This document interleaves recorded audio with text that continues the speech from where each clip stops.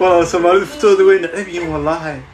meeshan adduunka futooyin weyn baa la sameysanayaa lacagtiiba futay ku dhamaatay Soomaalida ma ogo they don't know that nobody tell them Waqtos baan ku dhahay adduunka soo raac lacagtii futay ku dhamaataan ku dhahay meeshan ogtaas idinku futadiina waad hayd garayseen waa qayb jirka ka mid ah hadana futahaysan ma noolaanaysid baa ku leeyahay hadana futahaysan caloosha laga dalooliyo weeyaan oo laga soo saaray xiidmaha halkaas ogtaas it's very heavy you know that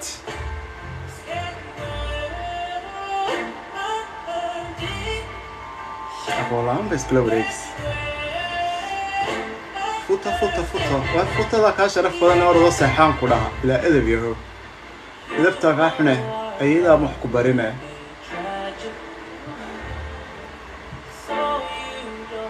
والله ku qosla waa ku markay futada ka hadlaan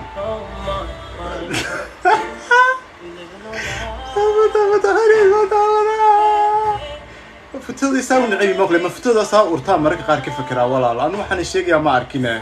bismillaahir rahmaanir rahiim waxaan uraya sheegaya ma dumad ba ku maalin dhawtmid baa soo gashay koodkayga waxay soo qortay waxay tiri qarmuunka maxaa lagu sameeyay qarmuunka sanda walaal waxa u baahan tahay sida loo nadiifiyo qofku baraatada saa urtamiya meelaha mid waxyaabo badan baa jiro lagu nadiifiye hada u baahan tahay inayna urin waxa isku dayna information ku soo diro hadii odaygagu xagaas marka qaar kood qac ka siiyo information aan ku siinaya ku dhax uraya meesha ma jiraan walaal hawada ka baxdaan ku dhahay markaas that's it waayo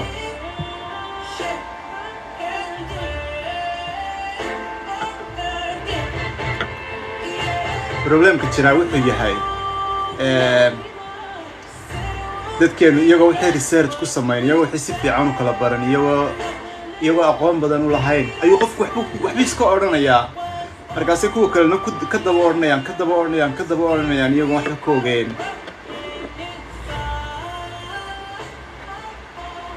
walaal waa ka yaabay dadkeena 10 weeyaan عشر ويا dadkeena ilaahay cilmigooda naga hay walla wax bay dhigayaan baan ku dhahay mar bayna khariisinta sheekooyinkooda ka hadlo please ay ugu khasbin okay